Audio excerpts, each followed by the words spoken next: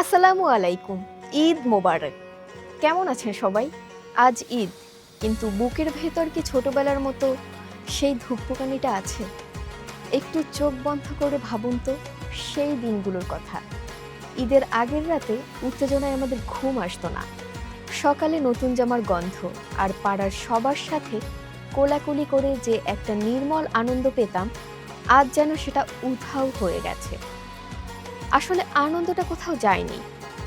আমরা বড় হয়ে গেছি আর আমাদের চারপাশটা বড্ড মেকি হয়ে গেছে। এখন আমরা মানুষের সাথে হাসি মুখে কথা বলার চেয়ে মোবাইলের স্ক্রিনে ঈদ মোবারক স্ট্যাটাস দিতে বেশি পছন্দ করি।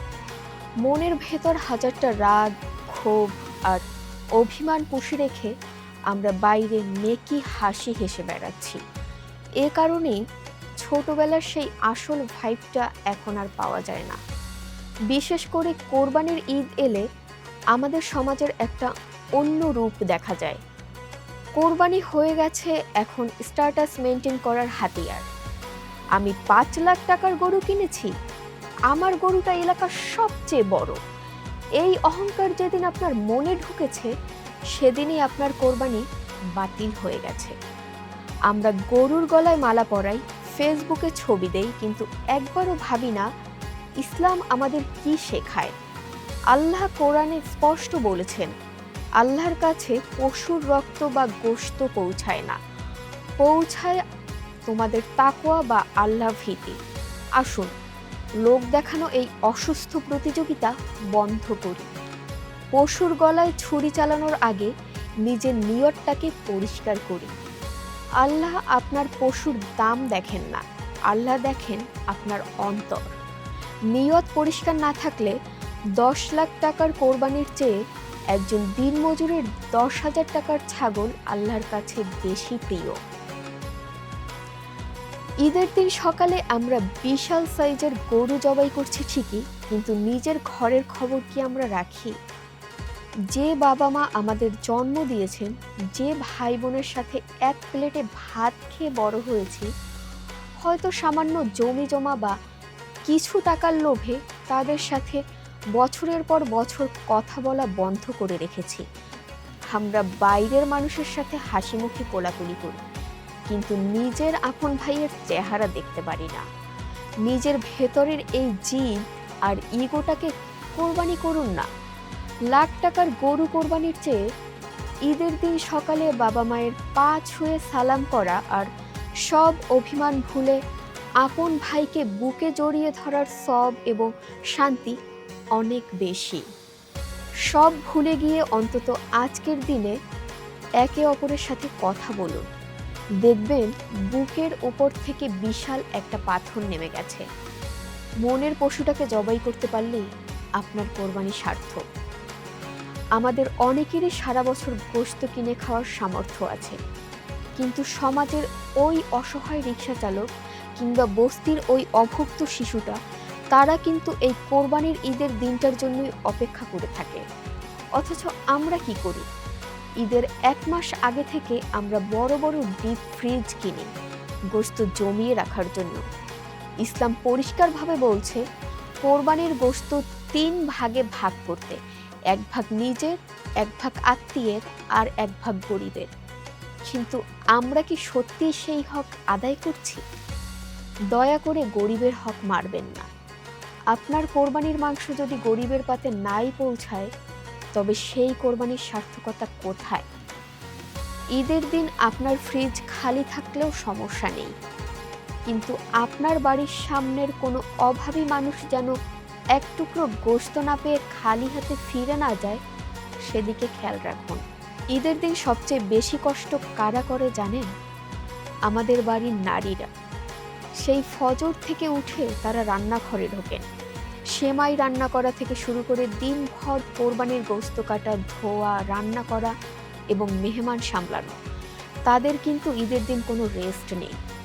অথচ আমরা অনেক সময় ছোট ছোট কারণে, হয়তো সেমাইতে চিনি একটু কম হয়েছে বা আপনার শার্টটা ইস্ত্রি করতে একটু দেরি হয়েছে, এই নিয়ে ঈদের দিন সকালে মা বা স্ত্রীর সাথে চরম ঝগড়া বাঁধিয়ে ফেলি।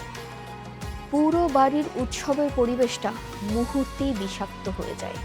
একটু ছাড় দিন না, যে মানুষগুলো আপনার আনন্দের জন্য ঘাম ঝরিয়ে এত কষ্ট করছে তাদের প্রতি একটু কৃতজ্ঞ হন। তাদের মুখে হাসি ফুটলেই না আপনার ঈদ পূর্ণ হবে। ঘরের নারীদের সম্মান না করলে ঈদের আনন্দ কখনোই পূর্ণতা পায় না। গ্রামগঞ্জে আজকাল এক অদ্ভুত কালচার শুরু হয়েছে। ঈদের দিন সকালে ঈদগাহ মাঠে নামাজ পড়তে গিয়ে শুরু হয় পলিটিক্স। ঈদগাহ মাঠের কমিটি নিয়ে, ইমাম সাহেব কে হবেন তা নিয়ে, কিংবা কে প্রথম কাতারে দাঁড়াবে এই নিয়ে দুই গ্রুপের মধ্যে রীতিমতো হাতাহাতি, এমনকি মারামারি পর্যায় পর্যন্ত বেঁধে যায়। একবার ভাবুন তো, যে উৎসবটা এসেছে মানুষের মাঝে সাম্য আর ভ্রাতৃত্ববোধ করে তুলতে, সেই ঈদের নামাজে গিয়ে আমরা নিজেদের ক্ষমতা দেখাচ্ছি। আল্লাহর ঘরে কে বড় কে ছোট এই ভেদাভেদ যারা করে তারা আসলে ইসলামের সৌন্দর্যটাই বোঝেনি। ঈদের মাঠে সবাই সমান। এখানে কোনো ভিআইপি লাইন থাকতে পারে না, কোনো দলাদলি থাকতে পারে না। কাঁধে কাঁধ মিলিয়ে নামাজ পড়াটাই হলো ঈদের সবচেয়ে বড় শিক্ষা। ঈদগাহে আরেকটা খুব সাধারণ দৃশ্য চোখে পড়ে। ইমাম সাহেবের সালাম ফেরানো শেষ হতে না হতেই মোনাজাতের আগেই একদল মানুষ পাগলের মতো দৌড় দেয় বাড়ির দিকে। কারণ কি? তাড়াতাড়ি গিয়ে গরু জবাই করতে হবে, কসাই অপেক্ষা করছে। অথচ ইসলামের নিয়ম হলো ঈদের নামাজের পর খুতবা শোনা অজিব বা অত্যন্ত জরুরি একটি সুন্নাত। এই খুতবায় আমাদের জীবনের জন্য, সমাজের জন্য গুরুত্বপূর্ণ বার্তা থাকে। আপনি মাত্র 10 মিনিট সময় নিয়ে খুতবাটা শুনলে আপনার গরু কেউ নিয়ে পালিয়ে যাবে না। আল্লাহকে সন্তুষ্ট করার জন্য কোরবানি দিচ্ছেন, আর আল্লাহর বিধান খুতবা না শুনেই দৌড় দিচ্ছেন। এটা কেমন ইবাদত? একটু ধৈর্য ধরুন। হুজুগে বাঙালি না হয়ে সঠিক নিয়মটা মেনে ইবাদত করুন। কোরবানি শেষ হওয়ার পর বিকেলের দিকে আজকাল পাড়ায় পাড়ায় মোড়ে মোড়ে এক নতুন উপদ্রব শুরু হয়। পিকআপ ভ্যানে বড় বড় স্পিকার লাগিয়ে সাউন্ড বক্স বসিয়ে বিকট শব্দে ভিনদেশি গান বাজনা আর উদ্দাম নৃত্য শুরু করে একদল তরুণ। ঈদুল আজহা একটি পবিত্র ধর্মীয় উৎসব, এটি ত্যাগের উৎসব। এই দিনটিতে আল্লাহর জিকির এবং আত্মীয় স্বজনের খোঁজ খবর নেওয়ার কথা। অথচ আমরা পশ্চিমা কালচারে গা ভাসিয়ে দিয়ে রাস্তাঘাটে সাধারণ মানুষকে বিরক্ত করছি। রাস্তায় হয়তো কোনো মুমূর্ষু রোগী যাচ্ছে, কোনো বয়স্ক মানুষ বিশ্রাম নিচ্ছেন, সেদিকে আমাদের কোনো খেয়াল নেই। এই অপসংস্কৃতি থেকে আমাদের যুব সমাজকে বেরিয়ে আসতে হবে। আনন্দ অবশ্যই করবেন, তবে সেটা যেন শালীনতার সীমানা ছাড়িয়ে অন্যদের কষ্টের কারণ না হয়। ছোটবেলার আনন্দটা ফিরে পেতে হলে আমাদের আবার ছোটবেলার মতোই মনটাকে সহজ ও সরল করতে হবে। মনের ভেতর কোনো রাগ, ক্ষোভ, হিংসা বা অহংকার রাখা যাবে না। আজকের এই পবিত্র দিনে আসুন আমরা প্রতিজ্ঞা করি, আমরা সব আত্মীয় স্বজন, পাড়া প্রতিবেশীর সাথে মিলেমিশে ঈদ উদযাপন করব। কেউ যদি আপনার সাথে অন্যায়ও করে থাকে তাকে আল্লাহর হস্তে মাফ করে দিন, বুকে টেনে নিন। আপনার কোরবানির গোশত পৌঁছে দিন সেই সব মানুষের ঘরে যারা হয়তো লজ্জায় আপনার কাছে হাত পাততে পারছে না। রাস্তার অসহায় মানুষটির মুখে হাসি ফোটান, কারণ নিজে একা ভালো খাওয়ার নাম ঈদ নয়, সবাইকে নিয়ে ভালো থাকার নামই হলো ঈদ। এভাবেই ফিরে আসবে আমাদের সেই হারানো ঈদের আনন্দ। আসুন পশুর সাথে আমাদের ভেতরের পশুত্বটাকেও আজ কোরবানি দেই। সবাইকে পবিত্র ঈদুল আজহার অনেক অনেক শুভেচ্ছা ও ভালোবাসা। ঈদের প্রতিটি মুহূর্ত কাটুক আপনার প্রিয়জনদের সাথে হাসিতে আর আনন্দে। এতক্ষণ সাথে থাকার জন্য অসংখ্য ধন্যবাদ।